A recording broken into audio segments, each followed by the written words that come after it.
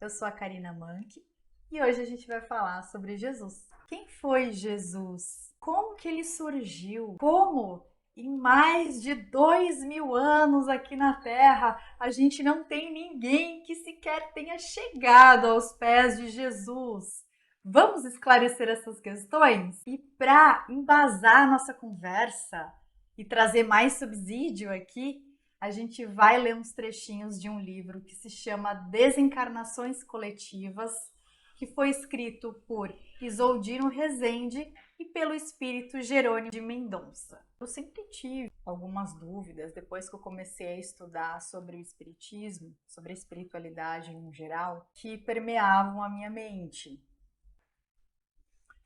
E uma delas era: quem foi Jesus? Como que Jesus foi criado? Como foi que uma criatura tão perfeita surgiu? Como é que depois de mais de 2000 anos a gente ainda não teve ninguém que sequer chegasse aos pés de Jesus? Como que isso aconteceu? Por que que a gente não teve ninguém que chegasse aos pés de Jesus? Como que esse fenômeno aconteceu? E bem, um belo dia, lá estava eu no TikTok, quando eu vi um vídeo. E nesse vídeo ele indicava um livro que se chama Desencarnações Coletivas. E como esse tema, desencarnações coletivas, também era um tema que me despertava interesse, eu resolvi ler. Para minha felicidade, neste livro eu encontrei muitas dessas respostas que eu estava buscando. Então, eu vou trazer alguns trechos do livro que vão ajudar a gente a construir essa reflexão e poder esclarecer essas dúvidas que estavam permeando aí a minha mente. Então, o primeiro trecho diz o seguinte: Deus, em seu amor infinito, nos enviou o seu primogênito para servir de modelo e guia. Davi, o que significa o filho primogênito de que tanto ouvimos falar? O primogênito significa o primeiro em evolução superior em relação aos habitantes do planeta Terra, encarnados e desencarnados. Jesus é o primeiro, é o espírito completista, ou seja, que já concluiu o seu ciclo evolutivo. É um espírito crístico, um dirigente e construtor de mundos, um governador de sistemas. Ele tem experiências em outras galáxias, na condição evolutiva considerada a de serafins e querubins, tendo atingido o nível mais alto de evolução que podemos compreender ante a nossa bagagem evolutiva. E em seguida, eu vou ler um outro trecho. Imagine um espírito sair de seu palácio para habitar um mundo selvagem em um corpo grosseiro e animalizado como o nosso. Isso há 2000 anos, para trazer ao homem sua virtude. Sua vida na Terra foi tão difícil que muitas vezes chegou a suar sangue. Tamanha a pressão que o corpo físico imprimia ao seu perispírito. Para nós, foi o maior exemplo que Jesus nos deu de humildade. É como sair de um palácio e ir morar em uma choupana no meio de uma selva. Essa é a comparação que podemos fazer entre nós e Jesus. Somente espíritos puros têm essa capacidade de amar a humanidade. Não era necessário que o Cristo viesse ao mundo, pois ele poderia enviar alguém. mas ele se fez homem por sua própria vontade. O Verbo se fez carne e habitou entre os homens. Ele preparou a terra para nos receber na condição de espíritos quando o planeta era primitivo. E agora, no mundo da regeneração, nós temos a oportunidade de continuar habitando nesta terra maravilhosa. Depende de nós fazermos a escolha. Jesus é o irmão mais velho que veio ensinar a finalidade da vida na terra, que é o aperfeiçoamento do espírito e como aproveitar as experiências terrenas para que esse determinismo divino aconteça. Jesus recebeu de Deus a incumbência de guiar a humanidade na sua evolução. E ele continua apontando o caminho, dirigindo-a até que ela, a humanidade, se aperfeiçoe. Acreditamos que mesmo os espíritos que vão ficando na retaguarda, os que, não acompanhando o progresso dos demais, renascem em mundos inferiores à Terra atual, continuam fazendo parte desta humanidade e recebendo o amor e a orientação de Jesus e seus mensageiros, cujo número se amplia com os que aprendem e seguem o caminho indicado pelo Mestre. Parece-nos fácil compreender Jesus como o guia mais perfeito vindo à Terra. Tá aí a resposta. Jesus foi, na verdade, um espírito que já era iluminado.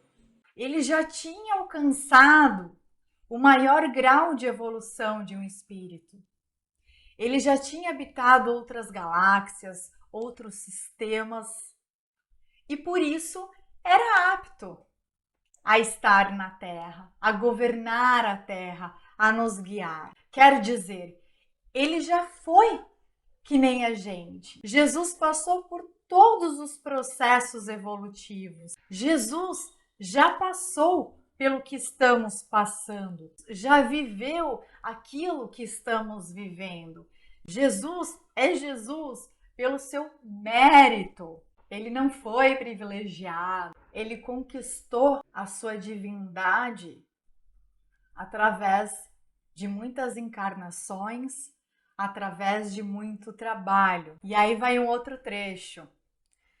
Então, ele, Jesus, pode ser e é o nosso exemplo, porque passou pelo mesmo processo que estamos passando.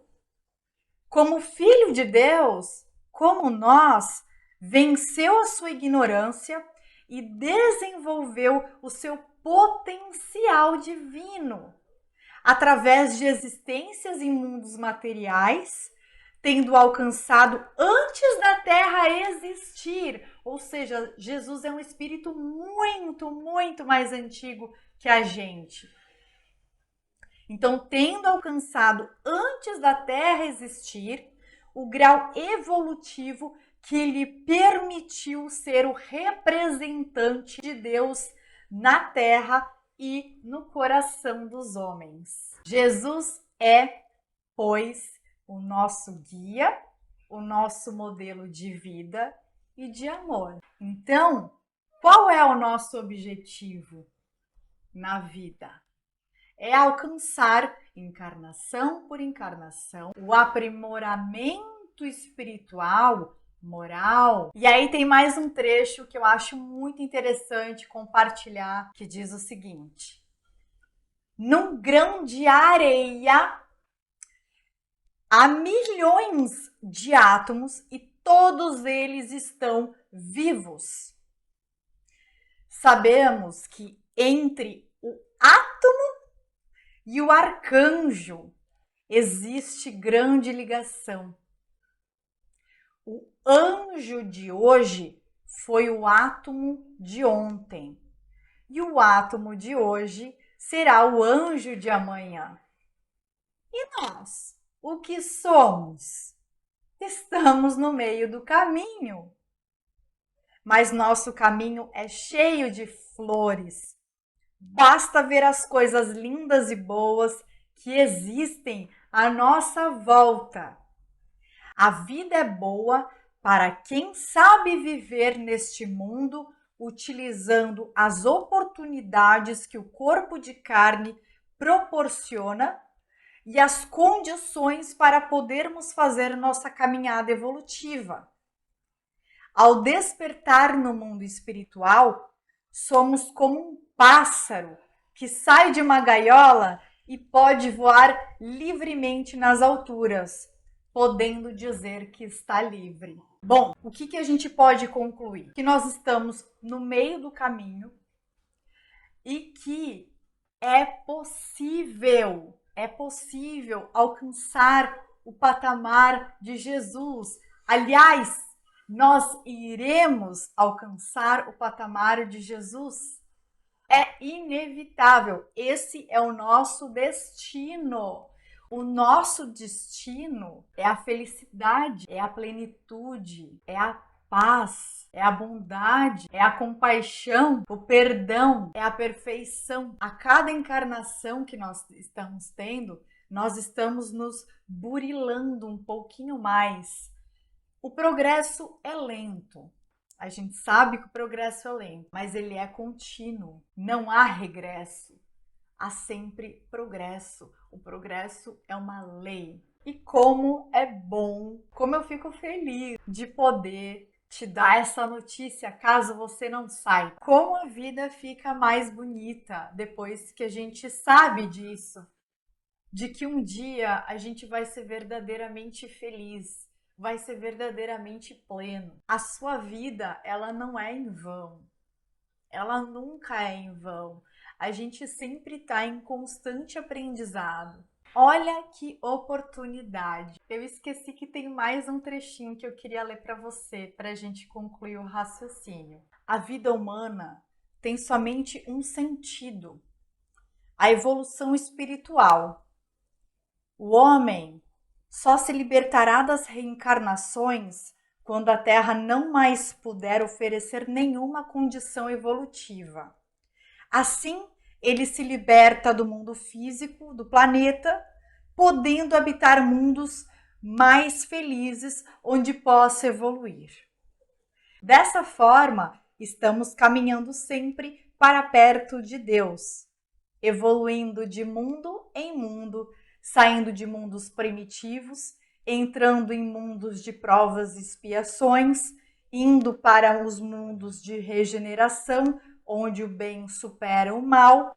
Depois nos aguardam os mundos ditosos, onde se encontram espíritos felizes e o amor supera todo o mal. Podemos também alcançar mundos celestes e felizes, onde habitam espíritos serafins e querubins, mensageiros de Deus. Esse é o destino da nossa caminhada evolutiva. Na medida em que você consolar os outros, é que será consolado. E ajudando as pessoas, elas melhorarão e você também vai se livrando desse fardo que tanto pesa em seu ombro, ficando cada vez mais forte e mais seguro, mais confiante e consciente da sua jornada na Terra. Terá mais amigos espirituais. Muitas vezes você não tem mediunidade para vê-los, mas despertam-se em você a sensibilidade e a intuição para que possa sentir a ajuda de Deus bem pertinho de você. E assim compreenderá melhor a vida. E os problemas que se mostravam grandes e sem solução desaparecerão. Tudo que é grande se torna pequeno. Serão pequenas pedras que você vai encontrar em seu caminho, porque sua fé será tão grande que transformará a montanha em pequenas rochas. Jesus um dia disse que aquele que tivesse a fé do tamanho de um grão de mostarda poderia transportar montes de um lado para o outro. E você terá condições de transportar essas montanhas, não externamente, mas as que existem dentro de você. E nessa caminhada é respeitado o livre-arbítrio, ou seja, nós escolhemos como nós queremos fazer essa caminhada evolutiva. Somos nós que temos esse poder de escolha. Nós podemos ir por ali, ou fazer um caminho por aqui. Nós podemos andar em linha reta, darmos algumas voltas em círculo para concluir. Nós podemos escolher o tamanho das pedras que se encontrarão no nosso caminho. Nós somos responsáveis pelas nossas vidas. Deus nos deu o livre-arbítrio. Utilize-o com sabedoria. Faça a sua caminhada evolutiva ser mais feliz, ser mais prazerosa. Faça a sua caminhada ser mais alegre, mais gentil. Todos nós, todas as almas que habitam o planeta Terra estão na mesma direção, em graus evolutivos um pouquinho diferentes, uns um pouquinho mais adiantados, uns um pouquinho mais atrasados, mas todos nós estamos na mesma direção. Todos nós temos o mesmo destino maravilhoso. Depois que eu li esse livro, muitas questões se esclareceram, muitas dúvidas se dissiparam. Então, novamente, eu sou muito grata a essa pessoa que indicou o livro no TikTok e a espiritualidade que mexeu seus pauzinhos para que eu tivesse acesso a essa leitura e a esses ensinamentos tão importantes, tão fundamentais.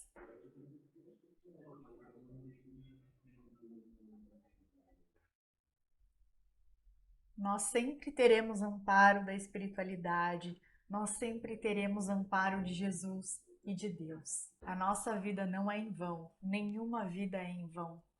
Nós sempre temos o que aprender e nós sempre temos o que ensinar. Aproveite a sua vida, aproveite essa jornada com sabedoria.